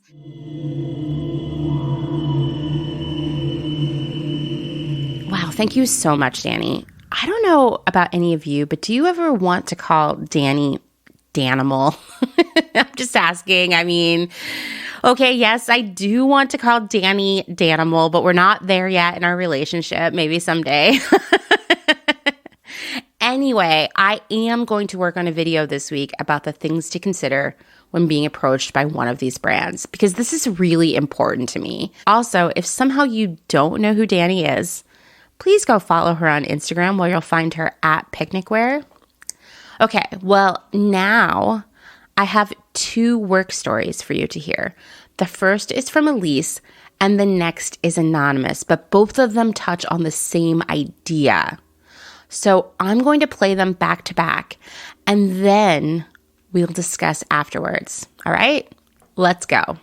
Hi, Amanda. This is Elise. I am sending in a message for Labor Month. I had posted a little bit about this on Instagram, but I figured it might be better as a message. So I'm going to talk about my experience working in a very small independent bookstore in Massachusetts. It was owned by this woman and her husband. It's an area where there are very, very few independent bookstores, or at least at the time. There was a very low market for used books. So it was a really affordable and accessible place for people to, come and get books. And especially for the summer reading season, it made it very easy for parents to be able to get those books for their kids. So it was really a store that I was really proud to be working at, because it provided such an important service to the community. And, we obviously want to support small businesses as much as humanly possible.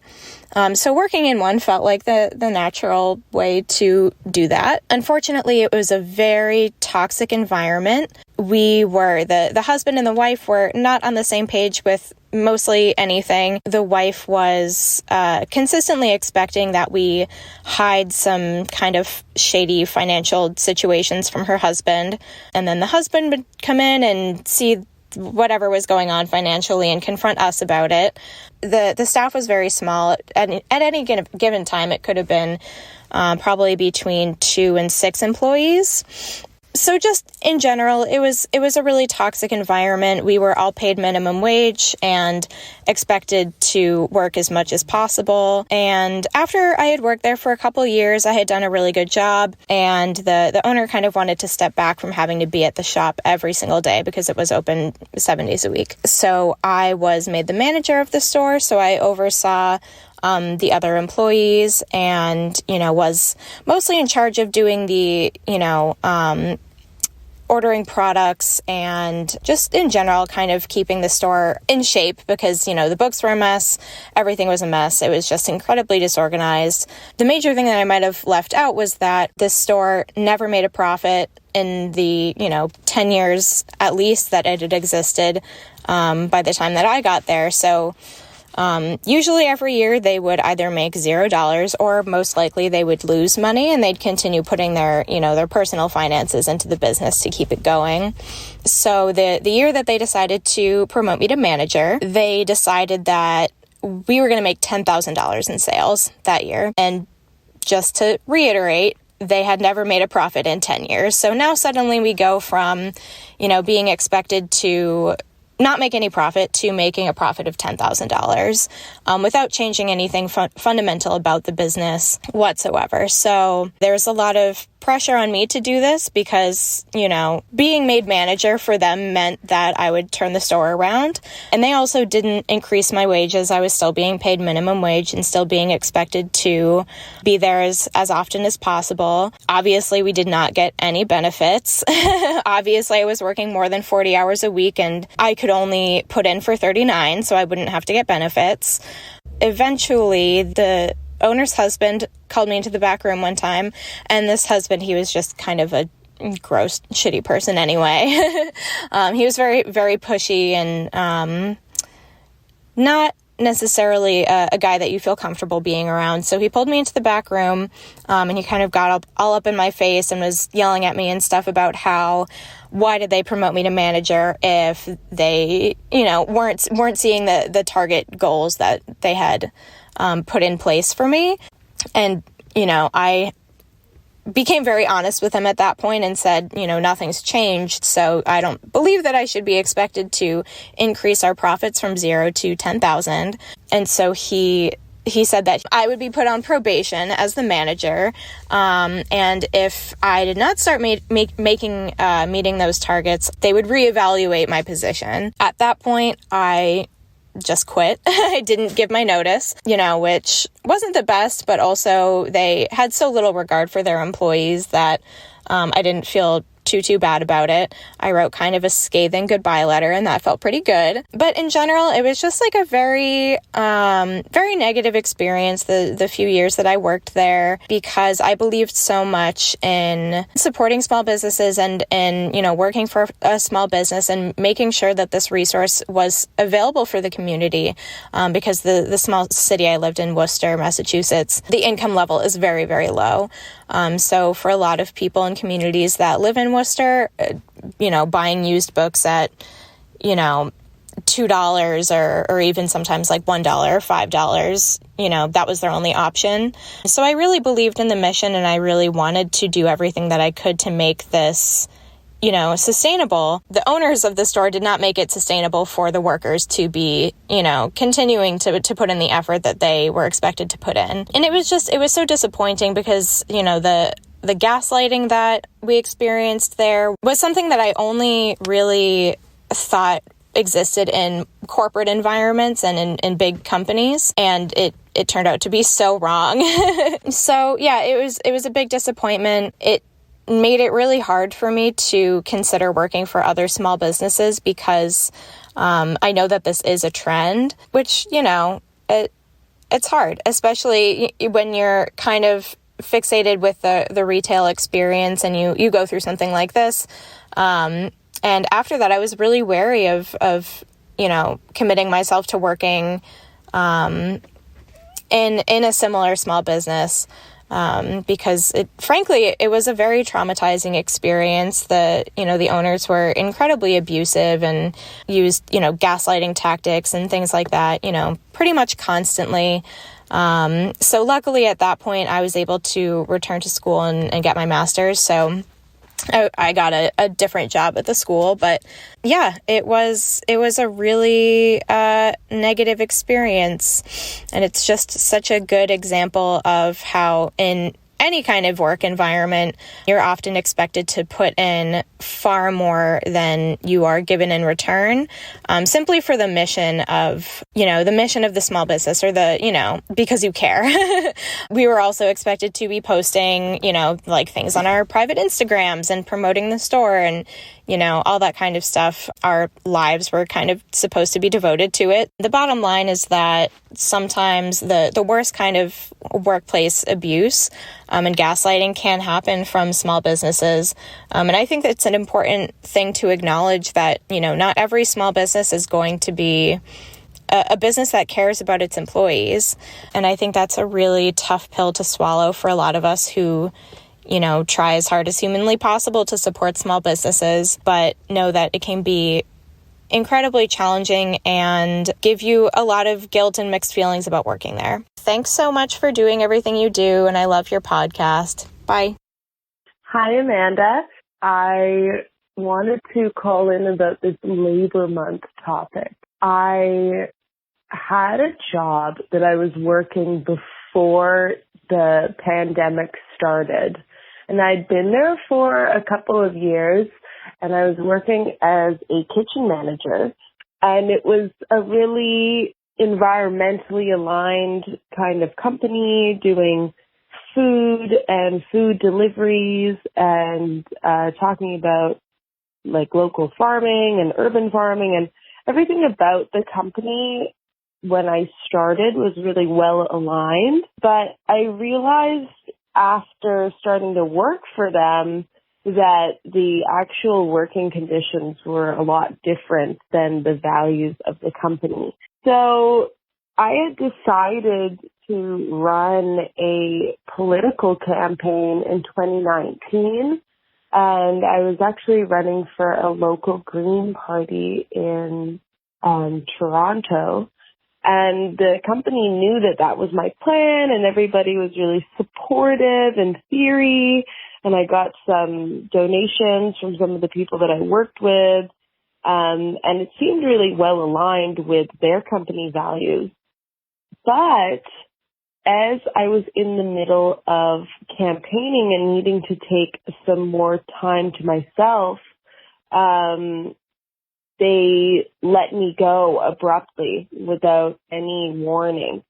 And it kind of took the wind out of my sail when I was in the middle of this campaign. And they decided to let me go only 2 weeks before the election. So just as I was feeling really excited about my progress, they let me know that I'd been fired. And so that was a little confusing for me, but I just had to dust myself off and kind of keep on moving because I couldn't let that get in the way of my campaign. And then after that fact, COVID started to happen, in the wintertime.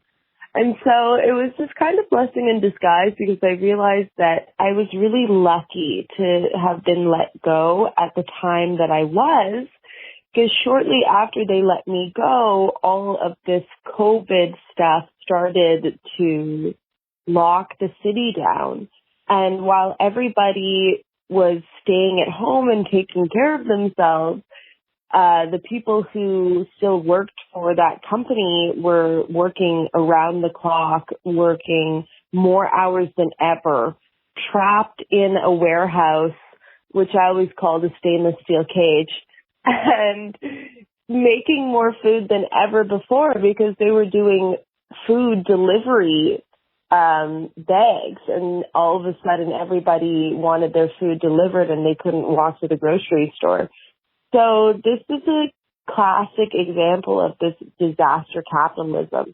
And just the other day, I really got the validation that I wanted. Years later, I ended up running into somebody who was working for the same company and actually was hired on to replace me when they fired me from my job.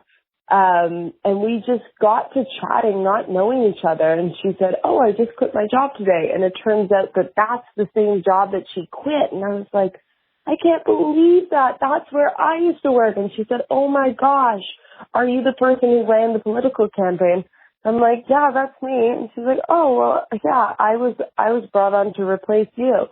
And it turns out that just like I suspected, people were working crazy hours. They were trying to break people's stay-at-home orders and pull people back in for shifts while they were supposed to be quarantining.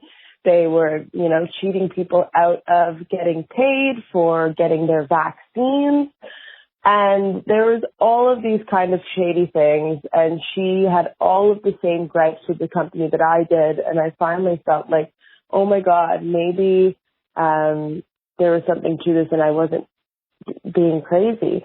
Because when I tried to make a point of following up and seeing if I had been wrongly let go, I didn't feel like I had any avenues to take, and there wasn't anybody to support me. And when I asked labor laws and stuff, they're like, "Oh, there's nothing that we can do for you." So anyways, long story short, there's a lot of these companies that try and greenwash themselves and sell themselves as good companies. And under that guise, they're exploiting their workers. And a lot of the people who worked for this company were single mothers of color that were new immigrants, didn't have a lot of autonomy to speak up, didn't have the same kind of leverage as even I did. And even in my position, I felt like I was wrongly let go. And when it came down to it, I realized that the reason they let me go was always because it wasn't good for the bottom line. And they were just trying to save as much money as they possibly could. And they thought that I wasn't worth paying while I was doing my campaign. So I understand from a business standpoint that you want the perfect cogs in the machine to make these corporations run. But I definitely wish that the workers there had better standards. And when you talked about having a union, this is where unions come in, because I know a lot of people are treated poorly and they don't have any course of action. And I'm grateful to be working at a similar kind of organization that does food security work, but that they have just unionized for this same reason. So at least for a person like me who does part-time work, I have some rights. And if I'm not getting enough shifts or I have insecure scheduling or anything like that, a lot of what the union is doing is trying to protect workers just like me. So, wow. So much to break down here, right? And I just have to say again, thank you to everyone who's been sending me your stories. They're giving me this sort of like idea fuel that I need this month to ensure that I can address all of the different ways that workers are exploited in this world. So thank you. Thank you to all of you. And thank you to all of you who haven't sent me your stories yet, but will. Let's start with this idea that small businesses might be better employers than big businesses. In my experience, that is fundamentally untrue. I worked for a small restaurant where the owner grabbed my ass every time he walked by. I've worked for several small stores where the owner would scream at us anytime he had a chance. He refused to pay any of us more than minimum wage. He could kind of give us our paychecks whenever he felt like it, no matter how much we sacrificed to help him out. And let's put a pin in that idea of sacrifice, because we need to talk about that a lot more. Even the worst job that I have ever had was a small startup, and it was a nightmare with no HR staff to kind of keep things in check a little bit. I know. I'm going to talk about HR in the future because I've had some weird experiences with them at other companies, and the general vibe about HR is that they're there to keep the corporate interests in mind, right? To protect the corporation. But sometimes it's just nice to have someone to go to about things, right? That didn't happen at this place. That meant the CEO can make major policy changes on a whim, play favorites to an extreme. Like, for example, one time she threw a party at her house and invited everyone who worked in the office, about 10 people, except for me and my 2-person team. That's the kind of bullshit that happens in a small business. Assholes are everywhere, and even though I always prefer to give my money to a small business over a big corporation, the moment I hear something bad about a business, I can never give them money again, no matter what the size of that business. It feels like the right thing to me, and it feels like I'm standing in solidarity with all the other people out there who have had a shitty job. I think I've mentioned this before, but I will even go as far as reading the Glassdoor reviews for brands that are new to me. And I check out Google and Yelp reviews too, because I don't want to give my money to someone who is abusive, racist, classist, sexist, and shitty encompassing all the other bad biases that happen in the workplace, but shouldn't happen in the workplace. Well, shouldn't happen anywhere, but especially not at work. You should be protected there. Okay, let's talk about this idea of your employer having a mission. I read an article from The Nation called Big Business Has a New Scam, The Purpose Paradigm. Sometimes, I think it's just for my mental health, I have to see if I'm the only person out there taking issue with something. Like, am I being too idealistic, too over the top? It boosts my morale to realize that I'm not.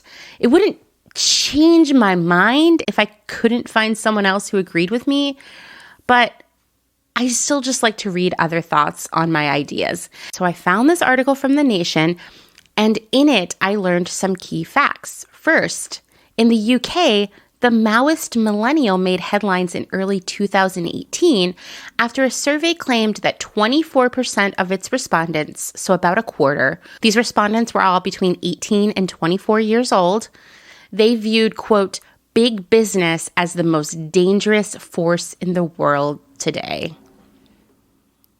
Later that year, in the United States, a survey conducted by the University of Chicago found that most millennials across all race and ethnicity, quote, believe a strong government rather than a free market approach is needed to address today's complex economic problems. What do these two surveys mean? They mean millennials think big business is sketchy, corrupt, unethical, and untrustworthy, and that we need government intervention to force these companies to care more about the planet and its people.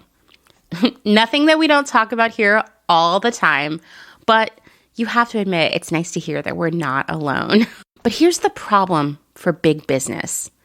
They need our trust, our respect, our loyalty, not only to sell us things over and over again, but also to get us to work for them. And they need us to work for them, even if they don't seem to treat us as if they actually do. Trust me, your employer needs you. All of your employers, all of our employers, they need us. That's right. Business needs all of us. Our employers need us, they need our money, and they need our labor. And that's where all of this noble mission bullshit comes into play. Convince customers that you're up to something good, anything other than just selling stuff to make profit, so that they will buy more and more. It's this classic smoke and mirrors that we know as greenwashing and ethical washing. And you've seen how that plays out on the customer side, right? Like how we are exposed to that as customers. But our other identity in the eyes of business, listen, I know we all have many other identities and qualities, but our other identity in the eyes of big business is that of worker. We're consumers and we're workers.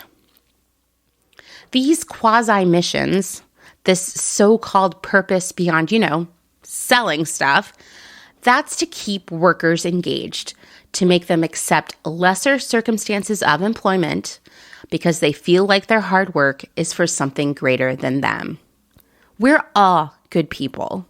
We want to do the best for the world around us.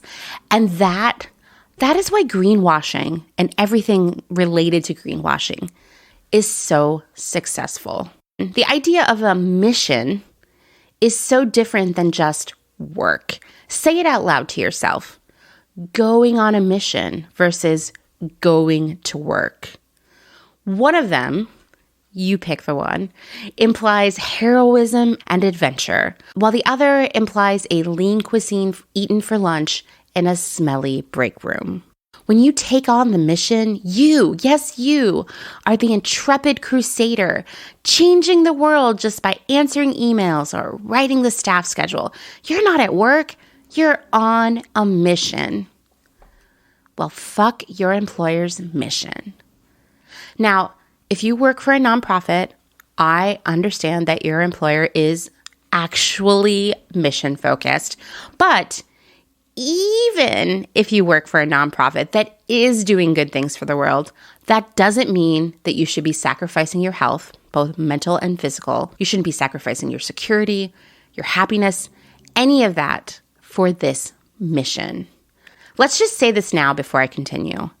You should never be sacrificing for your job. Maybe if you own the company, sure, But if you're an employee, fuck that mission and fuck sacrificing your short life on earth for your job. I've had a lot of jobs with missions.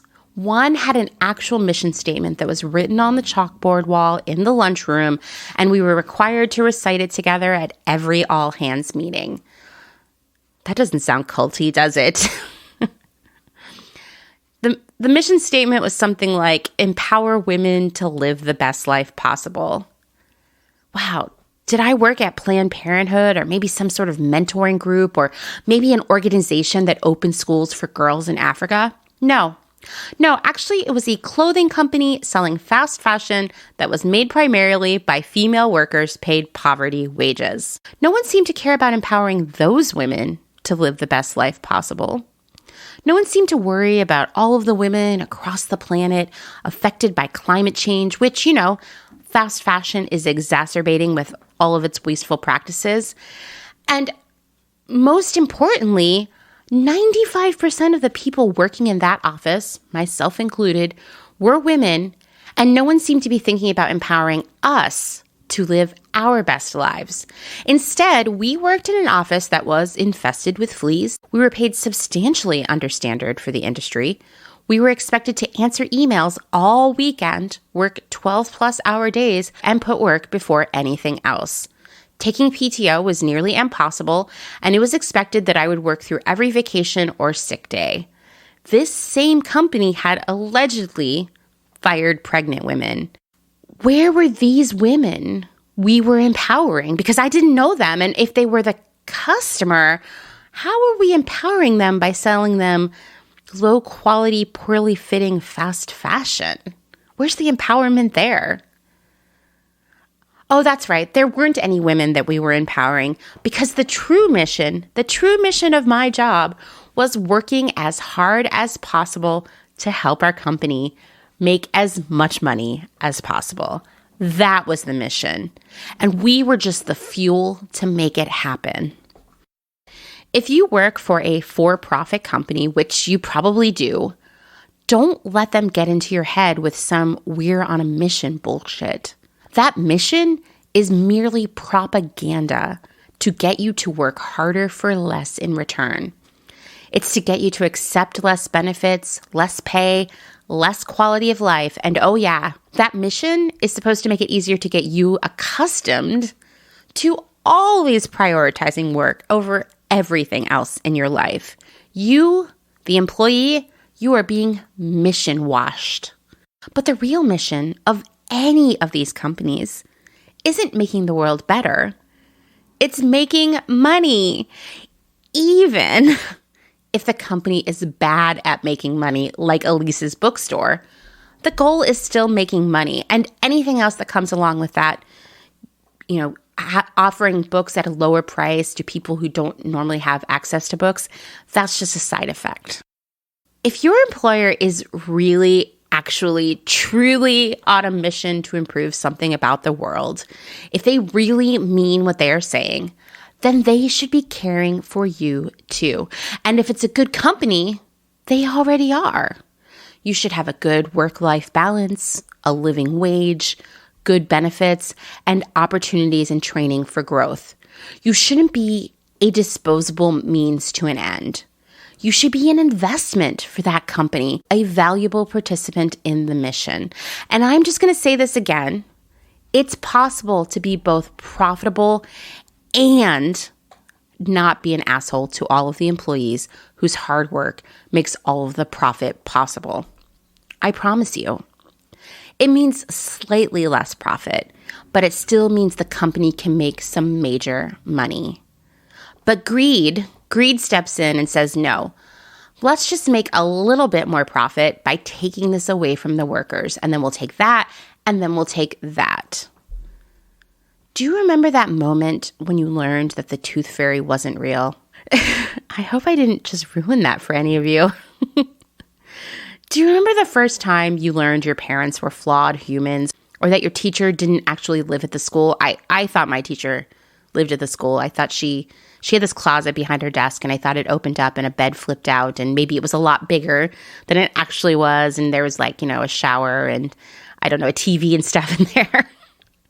I can't be the only one, right? Anyway, do you remember that feeling of abject disappointment that you had been living a lie, a small one, but nonetheless, a belief that was just one of many pillars of your day-to-day life had just fallen over? It sucks. It's disappointing. It can make you angry.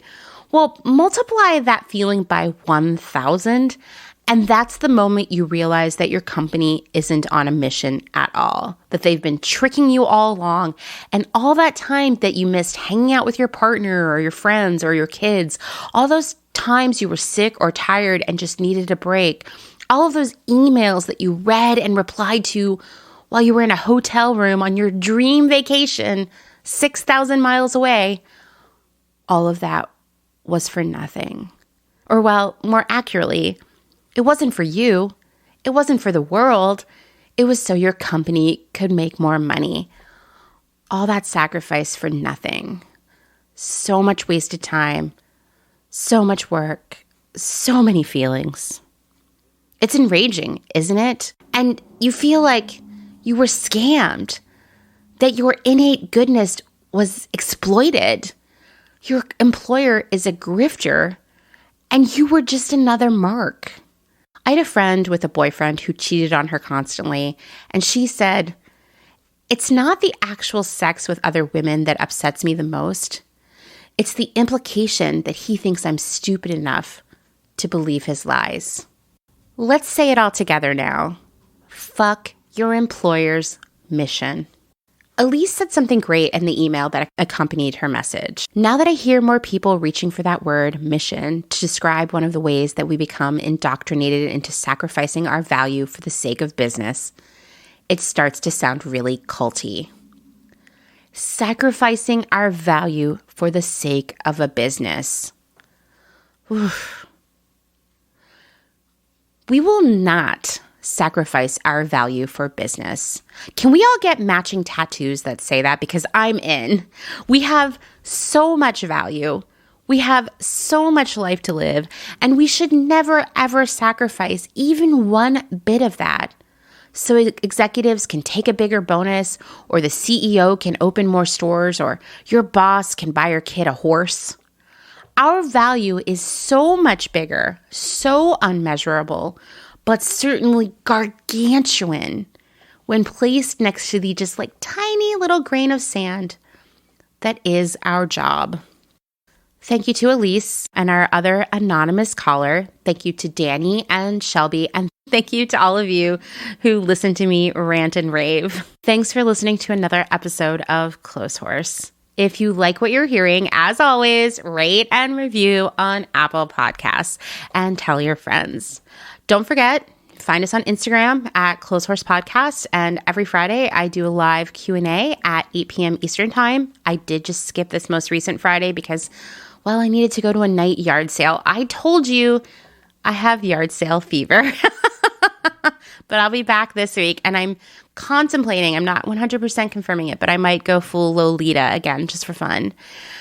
If you want to meet other Clotheshorse listeners, join the Clothehorsing Around Facebook group. We have a lot of members now. And please listen to The Department, which I co-host with my friend Kim. It's my fun show. Thanks, as always, to Justin Travis White for our music and audio support. Bye.